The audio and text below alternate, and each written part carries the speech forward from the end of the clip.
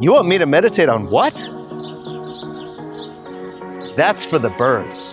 That's what we're talking about today as we start a new series called The Party, Living in God's Abundance. Because have you ever thrown a party before? Or have you ever been to an amazing party where there was just plenty all around? We threw a Super Bowl party, and for that party, I wanted to make sure no one went hungry. I bought 96 chicken wings, and I think we cooked about 10 or 15 pounds of fries. We fried it all up, along with everything else that everyone else wanted. I mean, it would be a sin for someone to go hungry. We wanted to have a party of abundance where no one felt like they were in need. And I have to be honest with you, we ate like leftover chicken wings for like days after that party, days, maybe a week after. It was an incredible feast. But that's the point, that at this party and at most parties, like a good one, is where there is abundance and enough for everyone, that there is plenty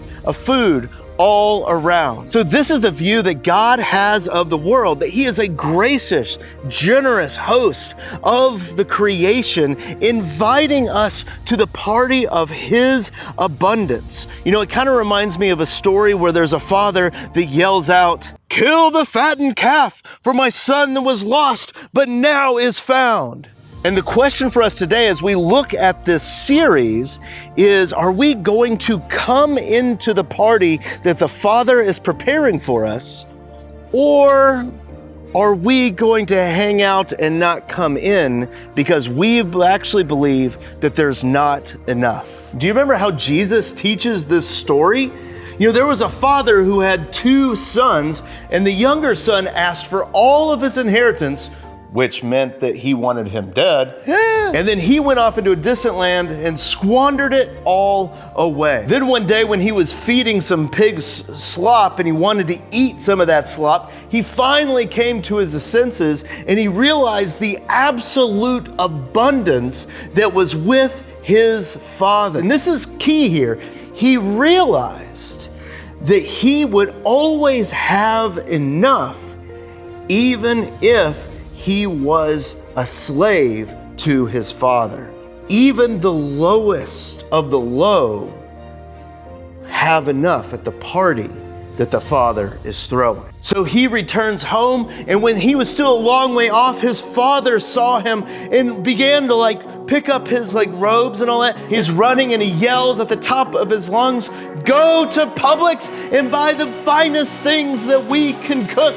Buy the name brand Chex Mix, buy all the chips, buy all the crackers, buy all those name brand dips. Get them all, right? Kill the fattened calf. Make the biggest vat of potato salad you have ever seen, right? Get the good plates out. Call all the neighbors, tell them to come over. We are going to throw a party that is going to end all parties because my son was dead and is alive now. He was lost and he is found." And they have the most raging party that you have ever seen.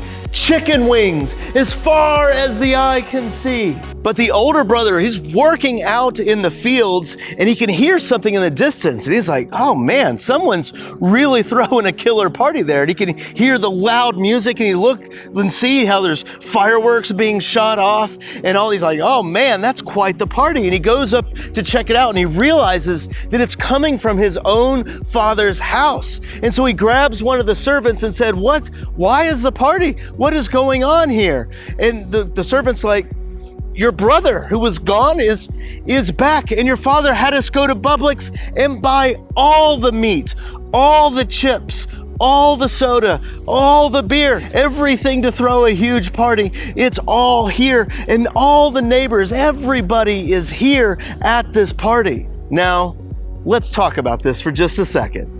How is the brother gonna feel about this? "Oh man, that's great. I haven't seen him in so long." Or is he gonna be angry?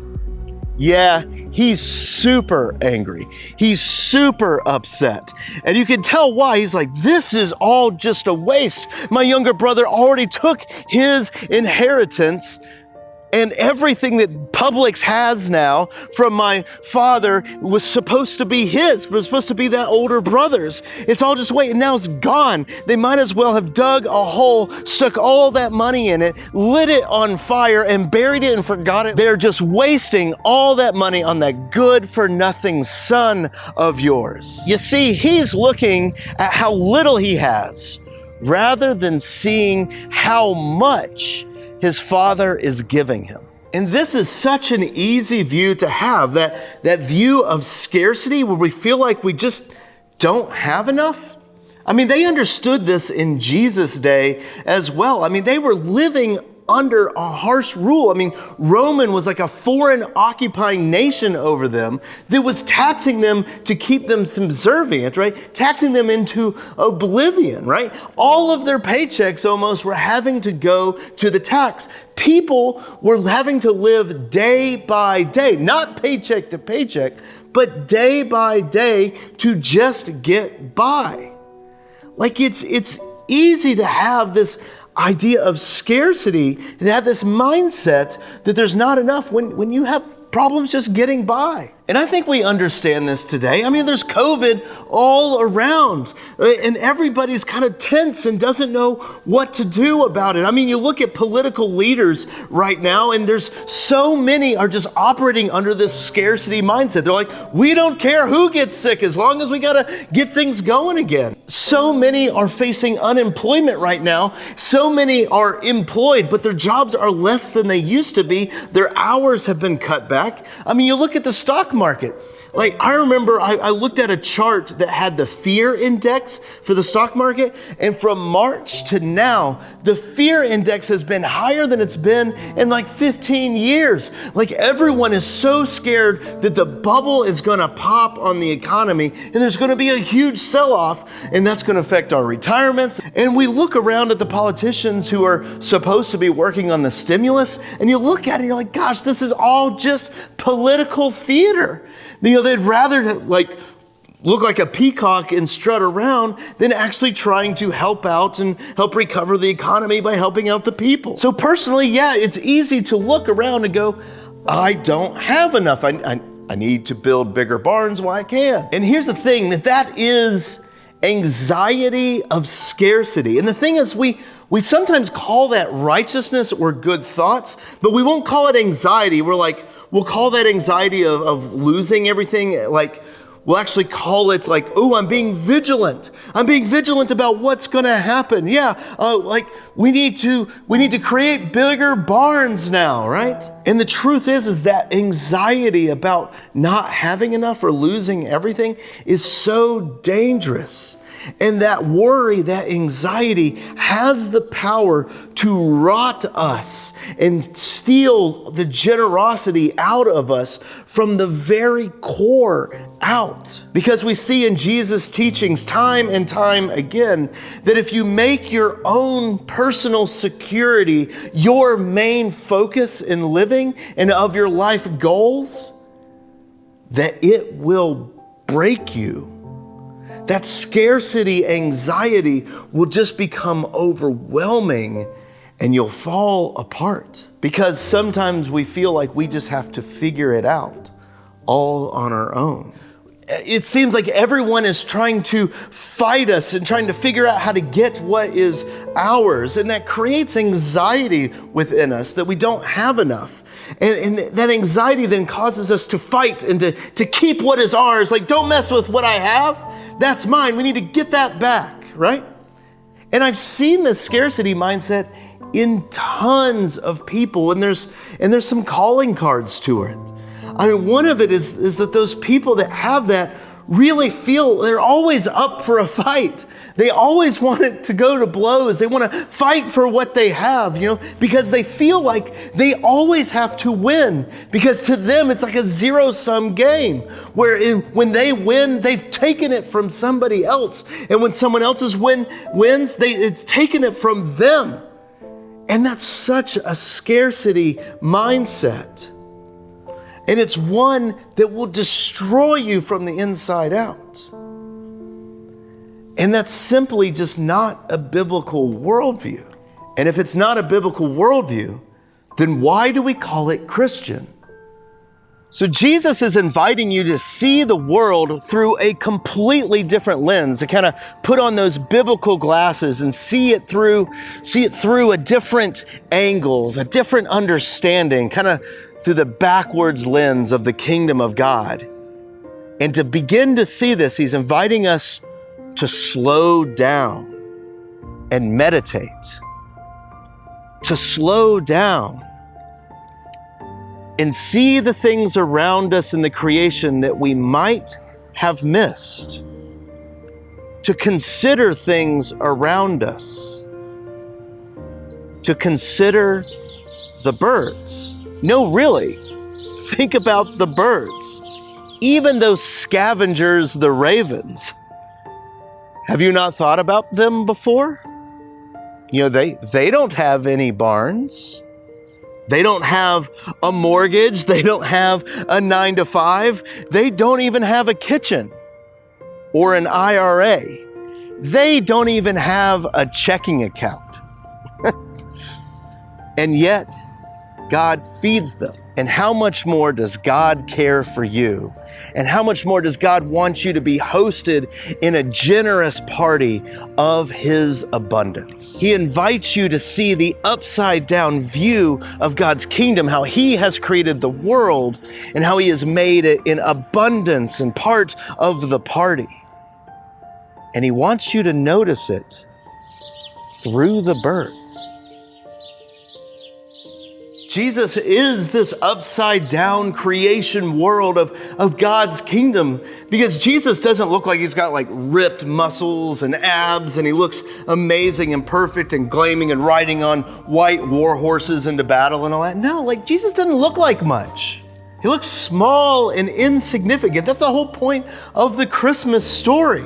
And we see that in the Passion when it says that he became a man rejected and beaten by those in power. He was hung up on a cross by the Romans, who were the oppressing God's people and taking everything that they had.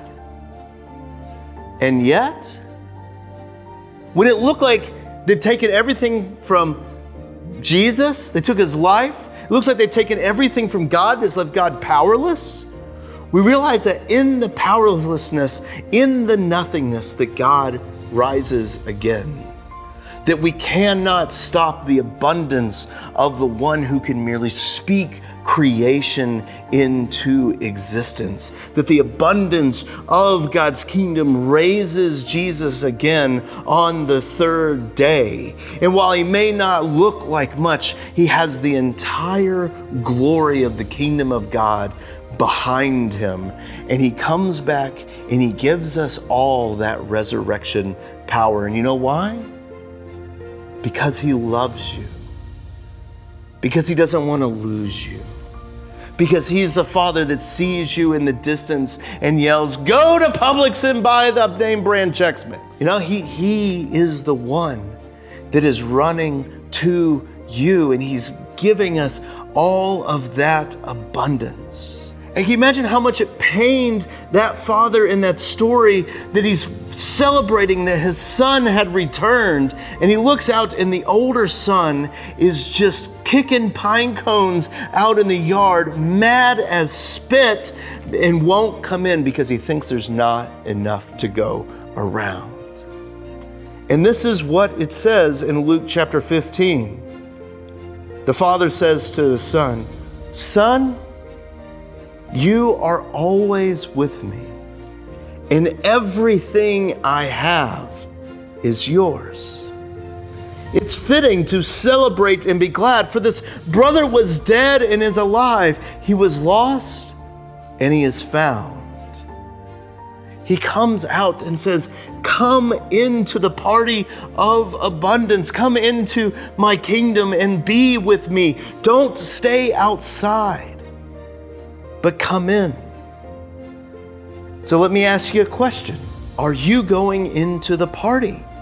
Are you living a generous life in the kingdom of God? Or are you the older brother who you think there's just not enough, and you can't even bear to come in. So I think Jesus has some words of wisdom for us here. He says, slow down and consider the ravens. Look at them. They're having a great time flying all around and eating, and God is providing for them a party. Slow down and consider the birds of the air. like look at them all. They're all just moving around and flying and tweeting about. It's incredible. And doesn't God love you more than them? Yeah, he does. So come on in. Let's go to the party. Come on in the party. Stop staying on the outside. Come on into God's kingdom of generosity and abundance, where he will always take care of us. Come on, let's go in. Come on.